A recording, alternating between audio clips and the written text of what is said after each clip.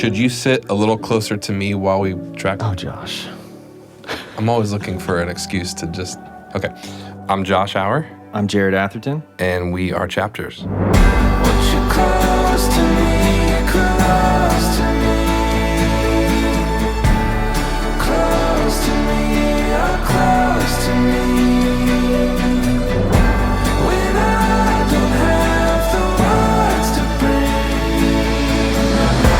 Close to me. This one has a history, a long, brutal history. Yeah. Worked on this a long time, and the process was crazy. It was written, I want to say in November of 2020. Mm-hmm. I work at this cabin. It's a studio, and it's owned by a band called Mercy Me. And they were working on their record, which just came out, called Inhale, Exhale. Singer came upstairs and just hanging out, just saying, hey. We were talking about the record, and they were choosing from like 20 songs that they have. And he said, man, what we really don't have is a breath in the record. We needed something a little more intimate, quiet. And he just asked me, he's like, do you have anything like that? I was like, sure, I'll send you some stuff. And of course I didn't. Right. But I was like, I don't know, let's try something. So he literally left the room, and I just picked up a guitar and I wrote this song. I didn't have necessarily some big picture in my head of what I wanted this song to be about. But the idea of highlighting the importance of doing life with one another, reflecting on so many things that we've done in the past year or two, and like, gosh, I can't imagine doing that alone. I can't imagine not having a support system through my wife and through my family, but just friends and relationships of people that help you get through life, you know, that you navigate life with. That was just kind of the big picture of what the song's about. And you sent an initial demo. A lot of it was in place, not all the lyrics yet, but some of the timing and stuff was different, and really liked the acoustic part. So then I took it and ran with it and got rid of all the guitars. It was so good, I cut it all out. Redid it initially with an aqualung kind of piano sound. Yeah. I'm a huge fan, especially of his Memory Man record. So I did a piano with a bunch of delays and like randomized delays and stuff that I really loved.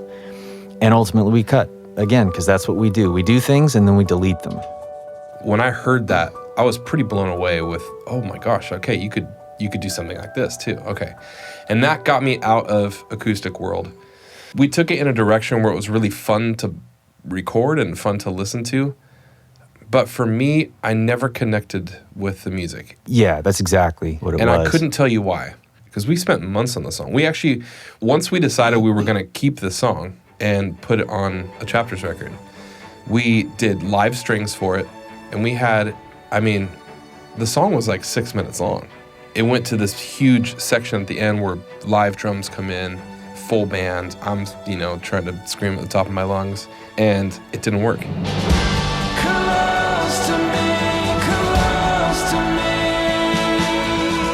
You know what we were doing? Tonight by Smashing Pumpkins. Yes.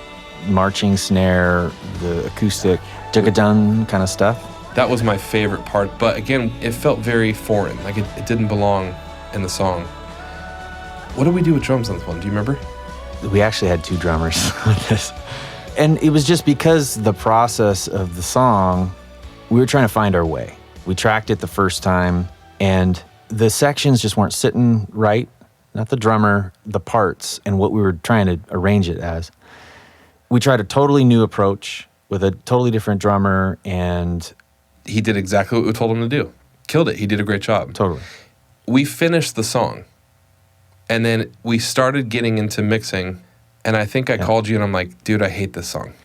Actually, your words were, is this song even any good? Yeah. And I was like, no, the song is great. I've always believed in the melody. I've always believed in the lyric. You were just willing to say, hey, we've come so far with this, but, at any given moment, you got to be willing to torch it. Yeah, there's just no connection here. You know what I mean? I was pretty depressed about it. I remember calling you, like, dude, I don't know. It's so weird because the music was good. It just wasn't right. So we decided to literally start over with the song. I went into the session and muted? Who says muted? I went into the session and just muted everything. except for the vocal and your original piano, which is just kind of simple, chugging along. Right. And it just dawned on me. It dawned at me. Oh, gosh. Man. Oh, groan. I'm a dad. I tell dad jokes. And I live in the South now, so I sing like that. So I muted everything except for the piano and the vocal, and it was like, okay, this actually makes sense. I'm singing all these very vulnerable lyrics, and now you can actually feel that vulnerability. And it's not disguised by the circus coming to town with all these different, cool sounding instruments, you know? Yeah. So we started over. We had vocals, piano, and just some very simple strings that we tracked. And we cut the song down from like 5.5 minutes to 2.5, 3 minutes or something like that. Yeah. It completely changed the song. It got really exciting because I felt like we were representing the lyric and the melodies. The vocals that you had recorded early on, I felt like we were finally highlighting those. Yeah. Late in that process, I ended up redoing the piano. Classic Jared Atherton. And way simpler. And then I think you had suggested starting with simple strings at the intro. Yeah. And so we added that. So it's funny, the strings and the piano at the very beginning were the last thing that we added. You had some really cool sounds on verse 2 originally. Yeah. And we cut everything. So I wrote you and I said, hey, just send me a bunch of sounds to play with. Yeah. And you sent me this stuff. Yeah, basically I have this old beat up tambourine, I think is honestly from a Sunday school program from an old church. I think it's got this really cool sound if I mute all of the remaining things except for one. Oh, so it's just a jingle then, not Yeah. a single jingle. It's just a single jingle. That's what you should call it. It's really, really small as you can get. And then I mic'd up latches on some of my guitar cases. And I sent you a bunch of that stuff, and you created some of the patterns. I just made some beats out of them. Yeah, that are on verse 2. That's the stuff that really excites me. It's a simple beat in the song, but it carries that verse because it just has some movement. The song is accelerating to the next level. Originally in that verse, I had taken these little plastic stick things that I have that are from a kid's toy, and I was going around my house just hitting things with them and recording it on my phone. I went into my shower.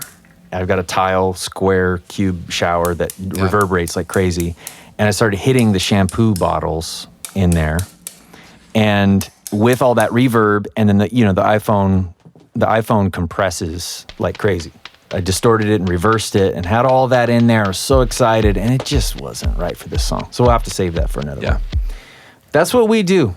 We just build a bunch of stuff and then delete it all. We love wasting our time. We waste a lot of time. Yeah. I don't know how else to get there at the end. I've got to try a bunch of different ideas to discover the good ones. Yeah. I don't know of a way around that. The picture I was trying to paint with the outro was to cut all the noise and to just have the sound of two people walking.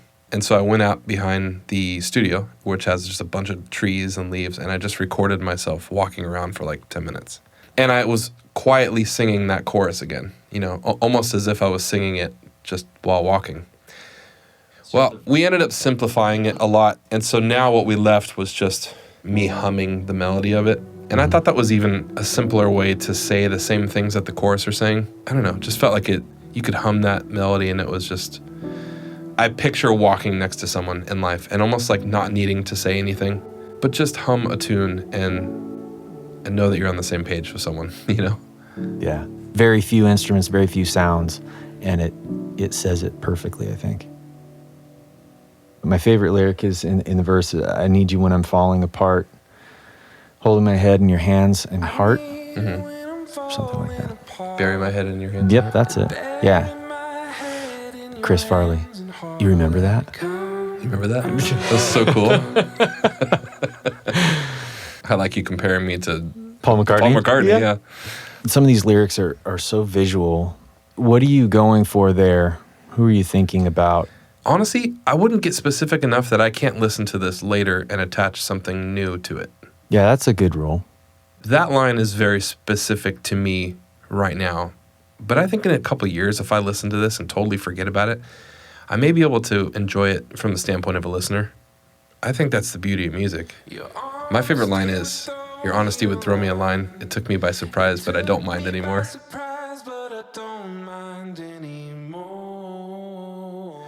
And again, that's very specific to me. Conversations that maybe pointed some things out in me that I didn't want pointed out. And you're like, hey, ouch, you know? Mm-hmm. Well, okay, I guess you're right. Right. There's a posture of humility in that line that I want to remind myself to have. For sure. Such huge value in that, though. The people around you that love you enough to actually help you grow and become more. I'm so thankful I've got people like that. Yeah. Life's hard, man. We can't do this crap alone. That's right. That's just what it comes down to. Wouldn't want to. Wouldn't want to.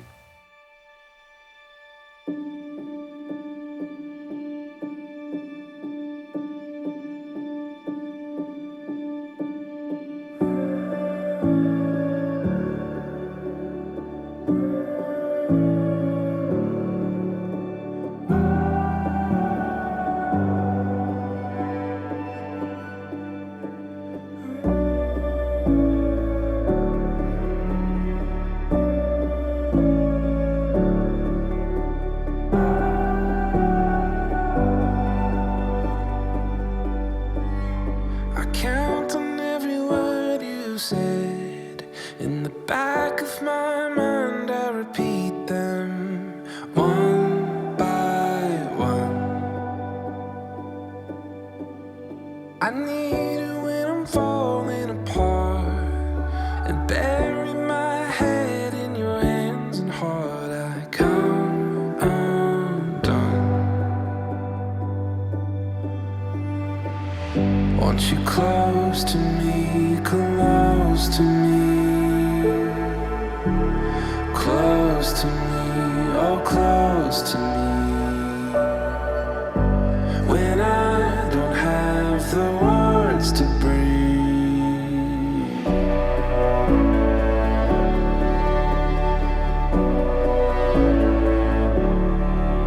your honesty would throw me a line. It took me by surprise, but I don't mind anymore. I'm wrestling with graceful poise and straining just to hear your voice in the noise. Want you close to me, close to me, close to me, oh close to me. When I don't have the words to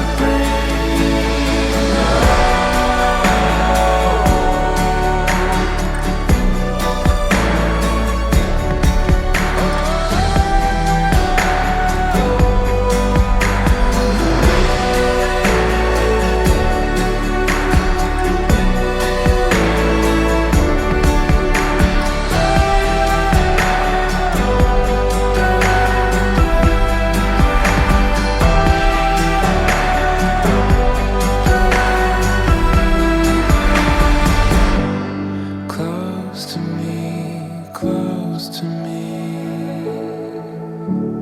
close to me, oh close to me. What if I wonder? What if I missed it better?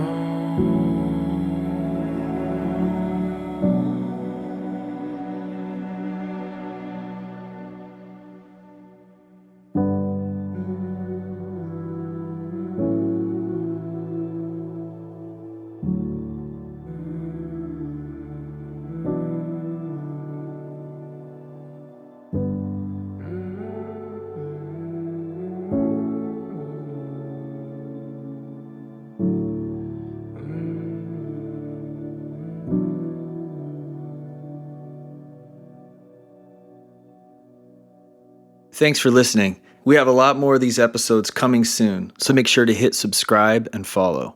You can always find the latest information on the podcast and all of our new releases at wearechapters.com.